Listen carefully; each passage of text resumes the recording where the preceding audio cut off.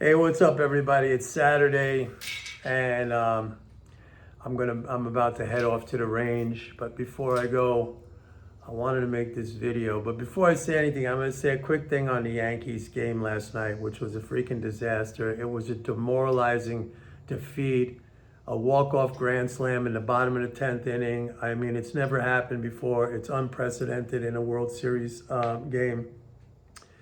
And it was just, the game was a shambles on the part of the Yankees manager, Aaron Boone, who made terrible, terrible decisions.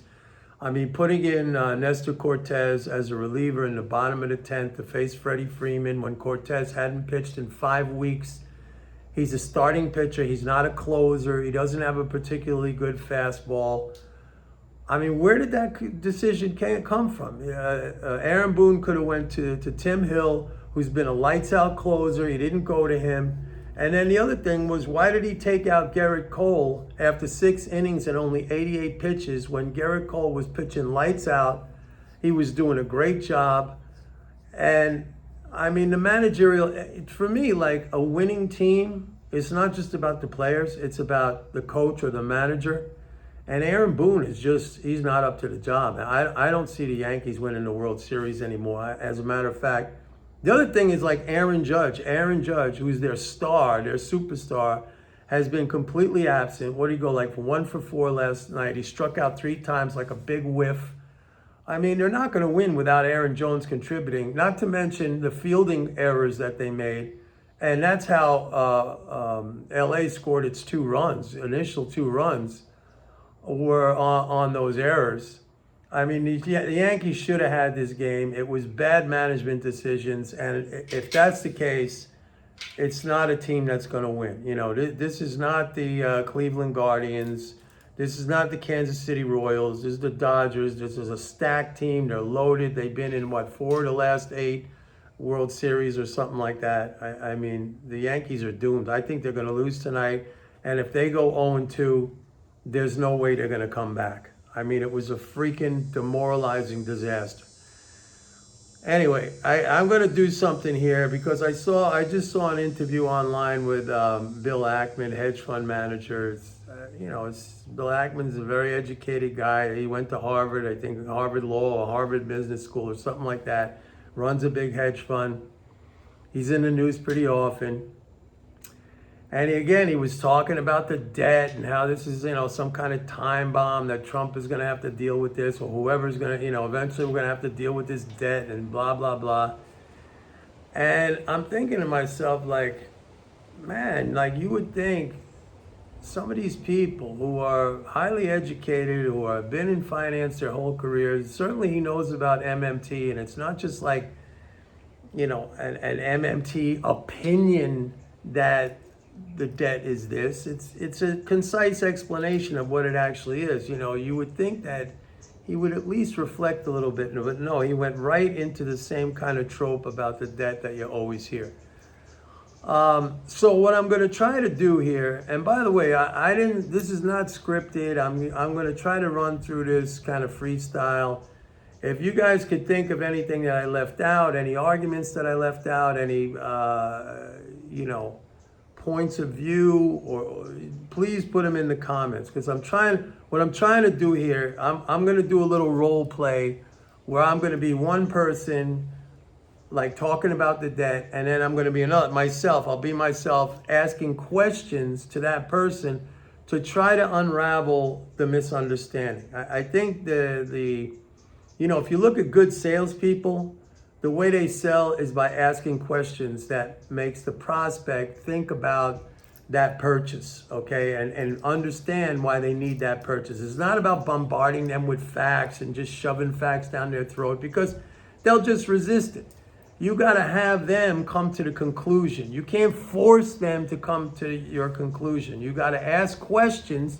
So I'm going to try to do that. And if I left anything out, which I'm sure I did, I'm going to leave stuff out because I didn't write this down. It's not a script. I'm just riffing on this right now, okay? So help me out.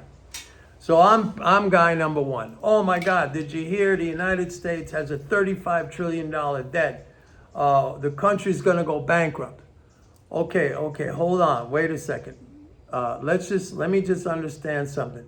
When you say the United States, what exactly do you mean? Do you mean the people of the United States? Because I personally didn't receive any kind of a bill or debt notice or anything like that. I don't think you did either. Or you're talking about the government of the United States. Yeah, that's it. The U.S. government borrowed $35 trillion and it's got to pay it back. All right, before we get to the pay it back part, let me just understand something. So you're saying the government borrowed 35 trillion? 35 trillion what? Well, $35 trillion. Okay, so the government borrowed $35 trillion, you said, right? Yeah, $35 trillion. It's going to bankrupt us. How the heck are we going to pay it back? All right, we'll get to that. So, who did the government borrow this money from? Well, God, it borrowed it from everybody. It borrowed it from the Chinese. It borrowed it from the Japanese. It borrowed it from investors.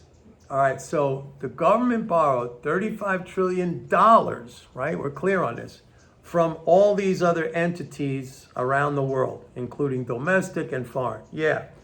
Okay, how did those people, get those $35 trillion? Because as far as I know, the United States government has the sovereign monopoly power. It's the only entity that can issue US dollars. So how did they get the dollars? Now this ought to raise a question mark. And I'm kind of stumped myself in where do you go from here? I mean, the guy could say, well, they printed the dollars. Okay, so you're saying the government printed the dollars, so you're basically in agreement with me that the government creates the dollars. And so that's how these entities that we supposedly borrowed the dollars from, they got it from the government, and they lent it back. So it seems to me like the sequence is the government provides the dollars, and then we take it back and I guess give them in exchange a government security, like you're talking about treasury bonds and treasury notes. Yeah, that's it. They're holding, those are IOUs that we need to pay back. Okay, so if the government gave them the dollars and now they're just holding the dollars in a different form, in a government security, isn't it the same thing if we give those dollars back and just exchange them back for those treasuries that they're holding? And that's where I'm stumped on that. I get that far. I don't know if that helps anybody. I don't know if that makes people more confused. I'm trying to come up with a way, because to me, it's like I cannot believe at this point. I could believe from regular folks because they're just bombarded with this misinformation constantly from CNBC and all these other outlets that really, it's not even that they don't know what they're saying. They don't even try to know what they're saying. They just go with these talking points. So I've gotten up to that point. I mean, we could get now into the Fed, the Fed gave the government gave the money to the government. Well, if the Fed gave the money to the government, which it cannot do, I would say, well, the Fed is not allowed to buy government securities from the Treasury. It can't by statute. It's not allowed to do that. We could get into all these tangents, and I think people get even more confused, but I'm trying to come up with a way to question people, to pose questions so that they could understand. And it's like, if I was having a conversation with Bill Ackman, I would try to pose these questions, because I think, if my questioning is good, eventually that person has to run into some kind of a block where they see they've been checkmated in a way, like they can't answer that question. It has to become clear to them, or at least more clear, or at least raise some doubts in their mind about their story about the debt. I can't figure it out. How come I just cannot figure this out. Like people, I could understand why the average person thinks this way, okay? Like I said, they're bombarded with this kind of really bad information. And it sounds plausible, and all you see all the time is 35 trillion, 35 trillion. By the way, if you go to that debt clock online, I think it's debtclock.org, you know, they also show you the asset clock and all this, which is way bigger. Not that it even makes a difference, but that's all way bigger than the debt clock, all right? So they never talk about that side of the balance sheet. Again, I always tell you guys, like, all the focus is on the liability side. It's never on the asset side. But help me out here, especially you guys who don't believe what I tell you, and you're still like really deeply into this debt is going to blow up the United States. You're the ones I'm talking to that I want you to come up. You could be the second party that I'm talking to and come back to me with these questions so I could try to formulate, like, what are you going to call it? Like a sales pitch. It's not a sales pitch, but like a series of questions to make people think, or at least, you know, rethink or question their own view on the debt, which doesn't really exist. I mean, if you go through it logically, it does not exist. So anyway, that's it. I'm off to the range. Help me out on this one, folks, because, you know, I want to try to come up with something for my own self. It's not like I'm not gonna be able to go out there and broadcast this to the world. Obviously, I'm just little old me. But for my own self, please help me out. All right, have a good day. Bye.